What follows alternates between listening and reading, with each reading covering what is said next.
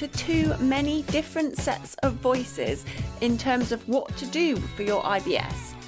In this episode, I'm going to go through another case study of a previous client I worked with who was listening to so many voices in the nutrition space about what is good for gut health that she had created a set of rules that were actually inadvertently contributing to her IBS symptoms. She was suffering with constipation, bloating, and constant gurgling, a really noisy digestion. This episode will explain how I worked with Fran to improve her digestion and her trust in her body.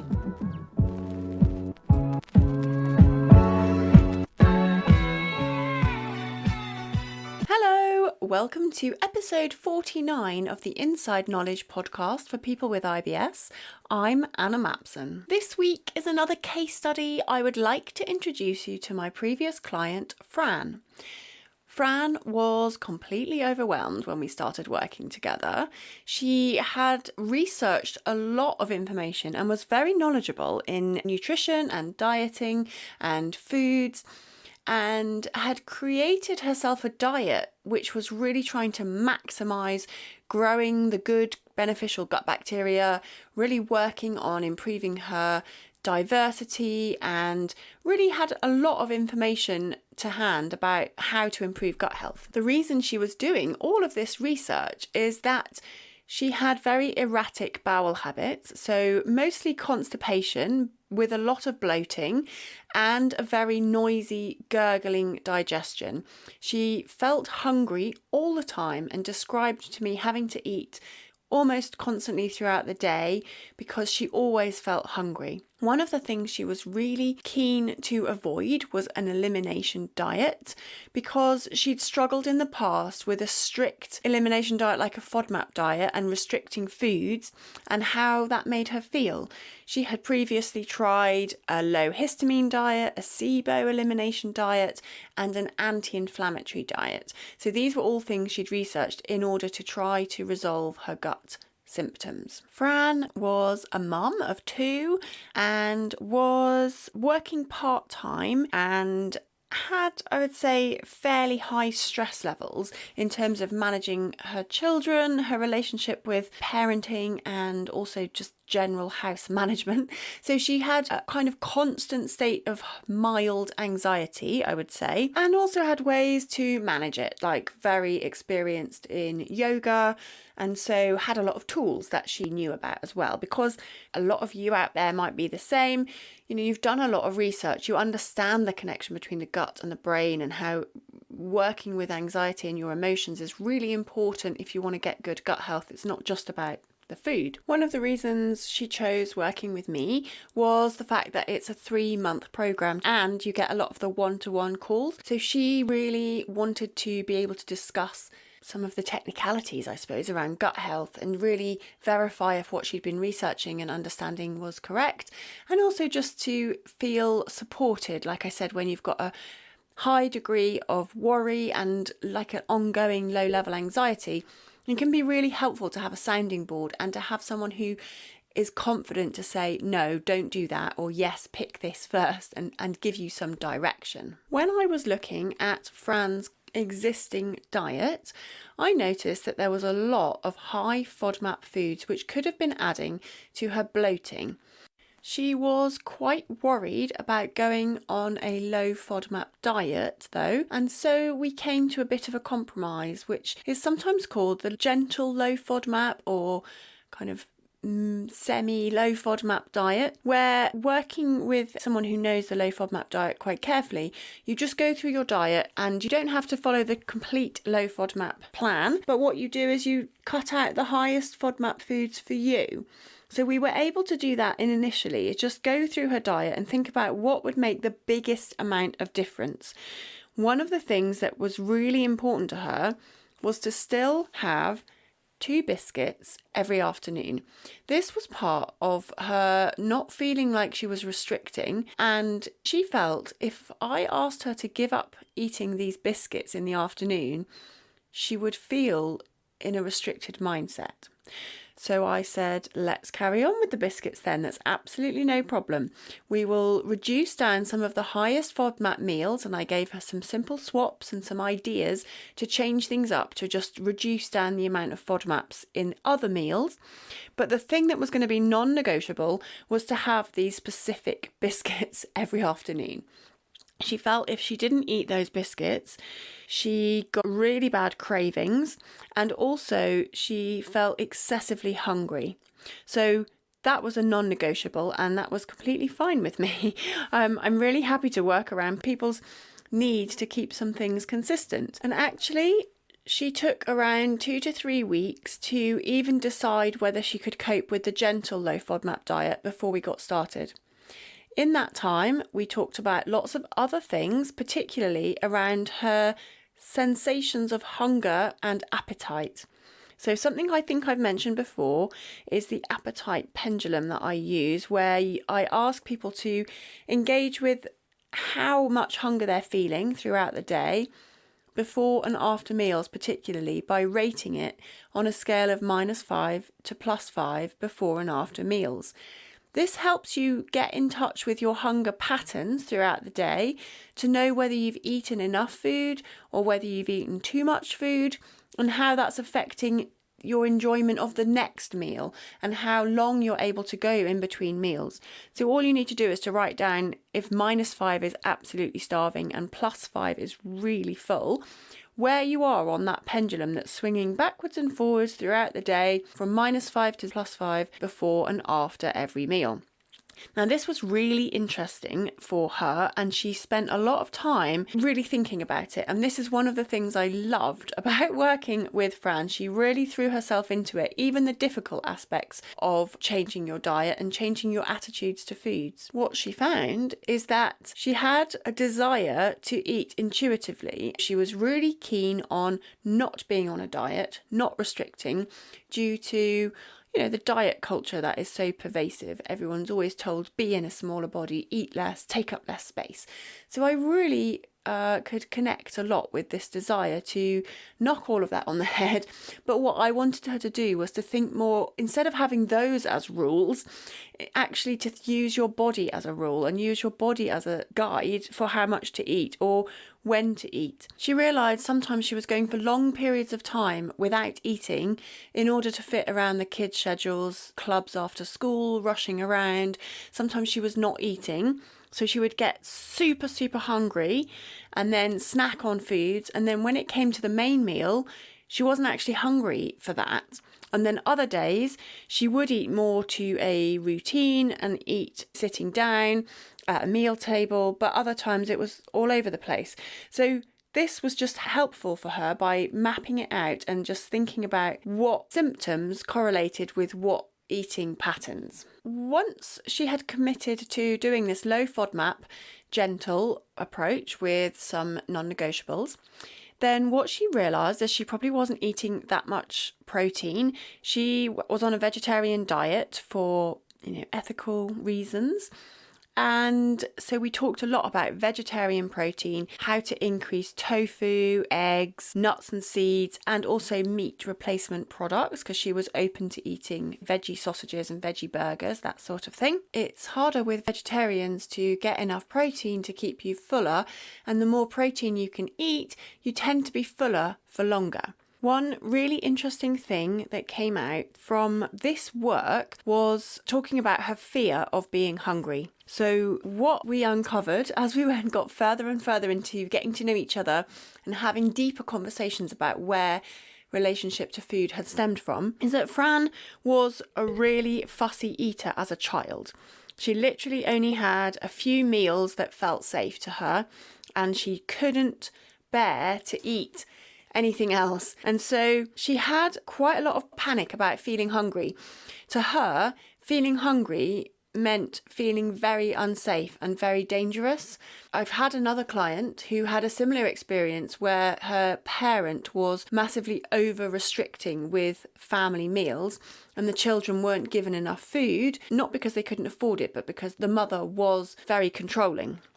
And so in the same way, my other client had this fear of being hungry and this need to have immediate food all around you. Sometimes really unpicking how you feel about food and where this has come from can be absolutely transformative.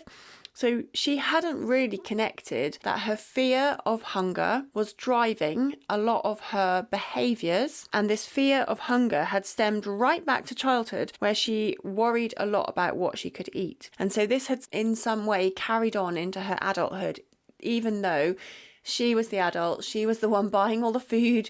And also she'd done so much research into what is good and what is healthy that she'd put a lot of expectation on herself to go the complete opposite of her childhood, which was very restricted in terms of what was acceptable to her, right up to a very broad diet where she was eating probably too much fibre. The next really interesting thing that came out of this work was once she'd got a couple of weeks into doing the low FODMAP diet, she found that her digestion really quietened down. So when we eat foods that are rapidly fermentable, often they're drawing water into the small intestine, and that can cause noises as food is moving through your digestion. It's not necessarily anything to be worried about, but if you suddenly get a noisy digestion and it won't go away, it is worth getting it checked out with your doctor.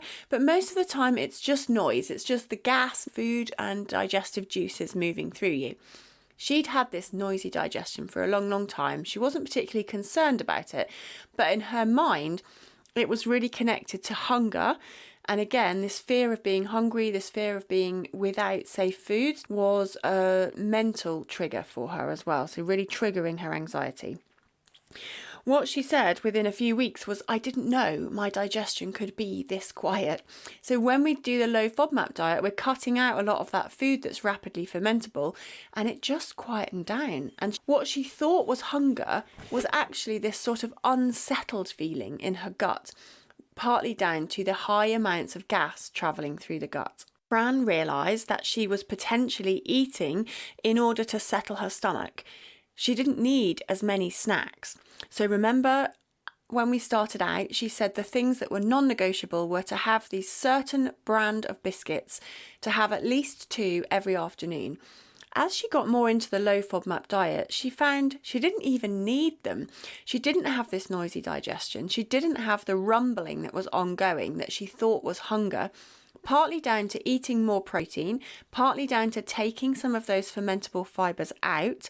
She just didn't need to snack as much, and her energy levels were fine. So once we'd got to this point, she was feeling relieved. I knew what I was talking about, that I had given her some advice that had worked, and she felt a little reassured by that.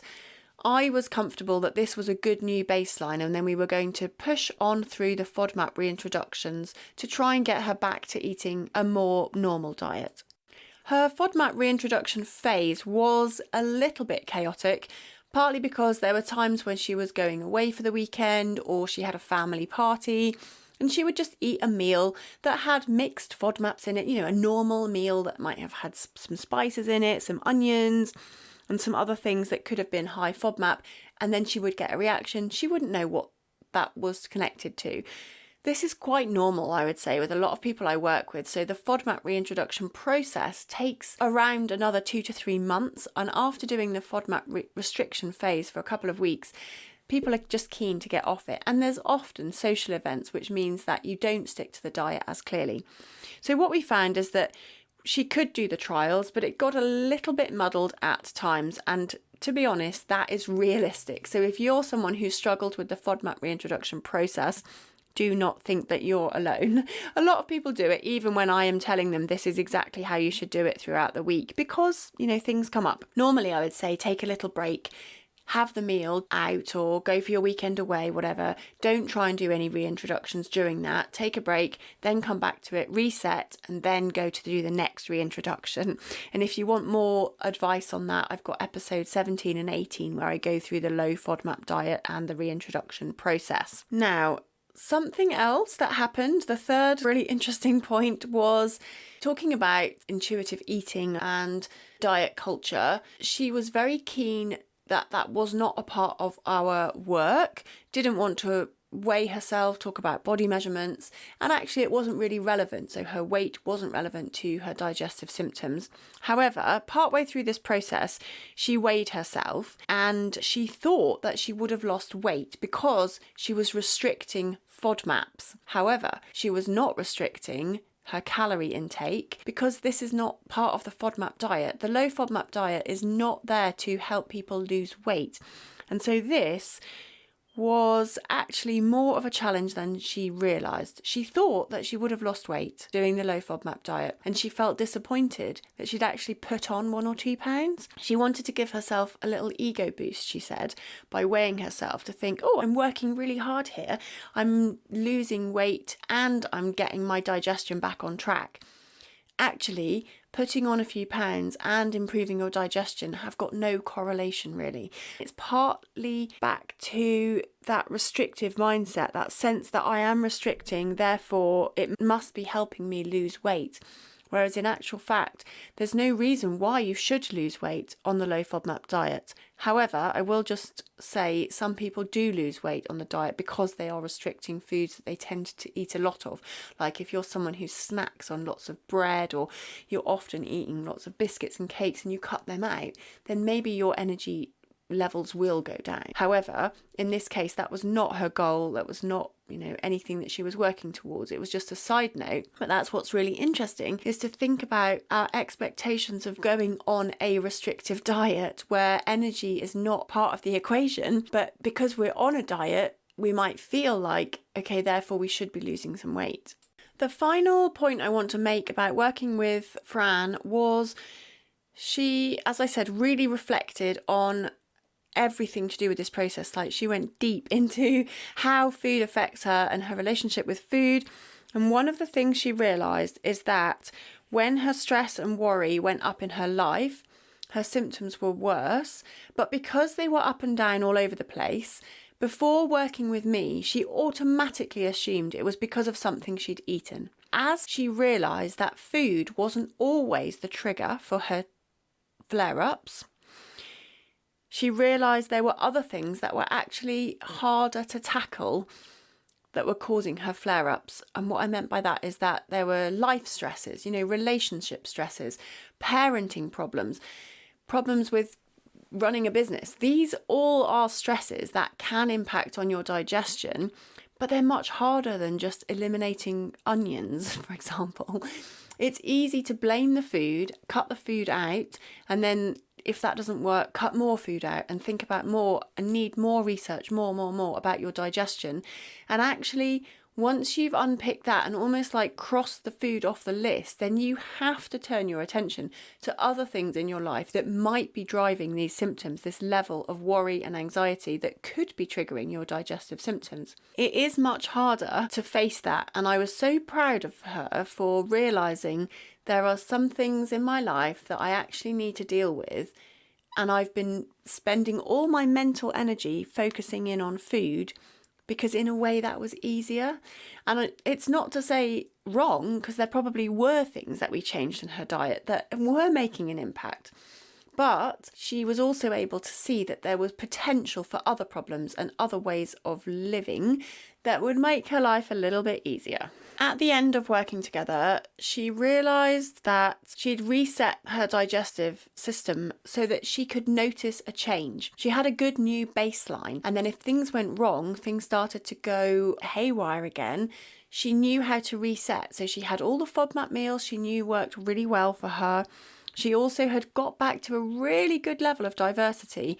So sometimes at the end of working with people, when they're feeling good, I try to encourage people to get to 30 different types of fibre a week. And she was pretty much meeting that consistently. So she was doing so well, but without the symptoms. And that is the ultimate goal from all people I work with, is to eat as wide a variety as possible with reduced symptoms. Fran was a client who, as I said, I really enjoyed working with. She took a long time to think about things. For example, she contacted me about working together, and then I didn't really hear from her for about 4 months. But during that time, she sent me a few emails. She was thinking it over before she made the commitment to invest in working with me.